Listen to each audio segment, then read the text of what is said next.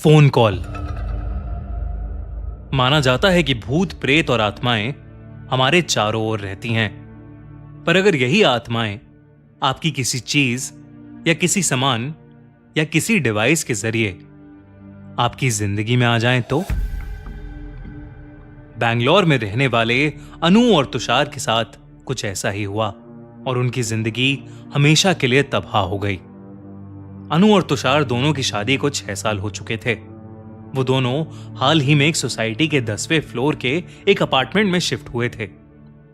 उनकी जिंदगी उनके प्लान के अकॉर्डिंग ही चल रही थी, पर उन्हें नहीं पता था कि ये सब बहुत जल्द बदलने वाला है।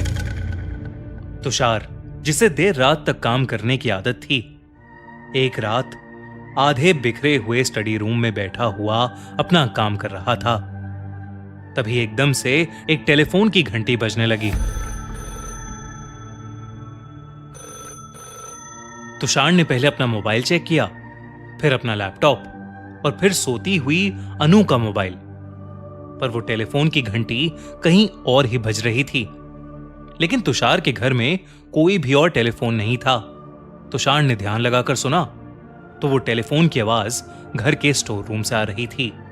उस स्टोर रूम में पुराने टेनेंट्स का कुछ सामान अभी भी पड़ा हुआ था। तुषार को लगा कि शायद उन्हीं के सामान में कोई चीज वो आवाज कर रही है। तुषार ने स्टोर रूम का दरवाजा खोला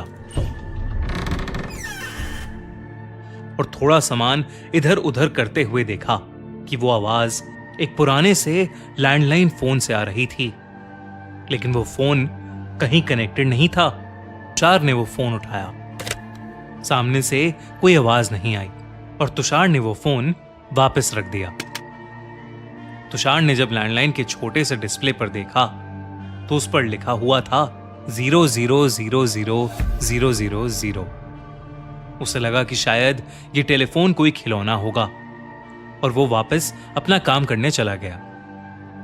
लेकिन अगली रात जब अनु सो गई थी और तुषार ऑफिस का काम कर रहा था तो तुषार को फिर से उस टेलीफोन के बजने की आवाज आई। तुषार को अब हैरानी हुई। उसके फोन उठाते ही उसने जब हेलो बोला तो पहले कुछ सेकंड्स के लिए दूसरी ओर से कोई आवाज नहीं आई। तुषार टेलीफोन का रिसीवर नीचे रखने ही वाला था कि तभी फोन के दूसरी ओर से उसे एक बूढ़े आदमी की हल्की सी रोने की आवाज सुनाई दी। जब तुषार ने पूछा कि दूसरी ओर कौन है तो उसे कोई जवाब नहीं मिला, बल्कि दूसरी ओर उस बूढ़े आदमी की रोने की आवाज अब फोन से दूर होती जा रही थी और अब फोन से कदमों की आवाज भी आ रही थी। तुषार ये सब सुन ही रहा था कि तभी उसे ठीक वैसे ही कदमों की आवाज उसके लिविंग रूम से आने लगी। उसने डर के मारे जब स्टोर रूम का दरवाजा हल्का सा खोलकर लिविंग रूम में देखने की कोशिश की तो वहां उसे खाली डब्बों के अलावा कोई नहीं दिखा, पर उसे उन कदमों और उस बूढ़े आदमी के रोने की आवाज अभी भी सुनाई दे रही थी।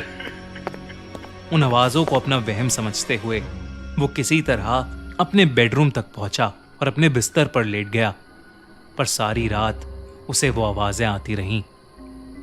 सुबह अनु उठी तो उसने देखा कि तुषार, जो सुबह सुबह हमेशा नींद में होता है, वो खुली आंखों के साथ बिस्तर पर बैठा हुआ था।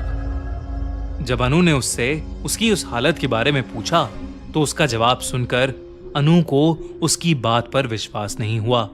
तुषार की दिल की सहमति के लिए अनु ने उसके साथ पूरा घर देखा, लेकिन कहीं कुछ नहीं मिला। कहीं से कोई आवाज नहीं आ रही थी, ना किसी के कदमों की, ना ही किसी बूढ़े आदमी के रोने की। ये देखकर तुषार को थोड़ी राहत मिली, पर उसके साथ जो पिछली रात हुआ था वो उसे भुलाए नहीं भूल पा रहा था। उस रात तुषार ऑफिस से आते ही खाना खाकर सो गया। अनु भी उसके साथ ही लेट गई।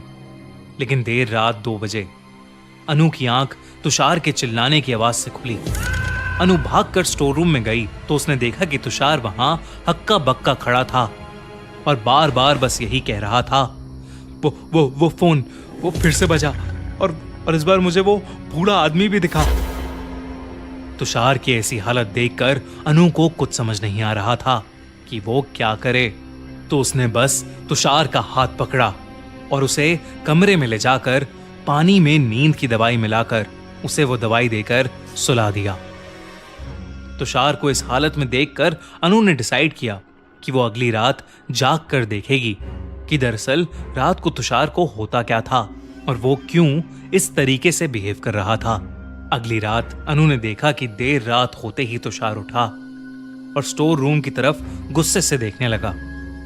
फिर उसने खुद को वहां जाने से रोकने की कोशिश की और अपने दोनों कान तकिए से बंद कर लिए। वो ये करते हुए कुछ देर और झटपटाने लगा और फिर एकदम से उठकर स्टोर रूम की ओर भागा। अनु भी उसके पीछे भागी और उसने देखा कि तुषार उस लैंडलाइन टेलीफोन को दीवार पर मारकर उसे तोड़ रहा था। और अनु के आते ही उसने वो टेलीफोन उठाया और बालकनी से नीचे फेंक दिया और एक राहत की सांस लेते हुए अनु से कहा, अब वो बूढ़ा हमें कभी परेशान नहीं करेगा। उसके बाद तुषार अपने चेहरे पर मुस्कान लिए सोने चला गया। अनु को अपने पति को इस हालत में देखकर बिल्कुल भी अच्छा नहीं लग रहा था, पर उसे लगा कि शायद उस टेलीफोन को फेंकने के बाद तुषार ठीक हो जाएगा। लेकिन अगली सुबह जब अनु की आंख खुली तो जो उसने देखा वो देखकर उसके रोंगटे खड़े हो गए। उसने देखा कि तुषार एक कोने पर खड़ा था और वो किसी को अपने से दूर रहने को कह रहा था। अनु को देखते ही वो रोने लगा और कहने लगा कि वो बूढ़ा आदमी उसे मार डालेगा। अनु ने भागकर तुषार को बालकनी के कोने से पीछे करने की कोशिश की, पर उससे पहले ही तुषार का पैर लड़खड़ाया और वो बालकनी से नीचे गिरकर मर गया। अनु का शरीर मानो जैसे तैसे वहीं जम सा गया और तभी अनु को एक लैंडलाइन के बजने की घंटी सुनाई दी जो उसी स्टोर रूम से आ रही थी।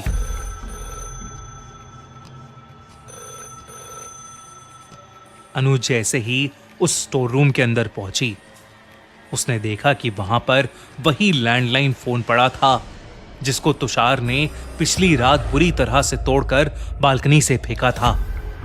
उस फोन की घंटी बजती ही जा रही थी। अनु ने डरते हुए जब उस टेलीफोन का रिसीवर उठाया तो दूसरी तरफ से एक रोने की आवाज आई जो किसी और की नहीं बल्कि उसके पति तुषार की थी।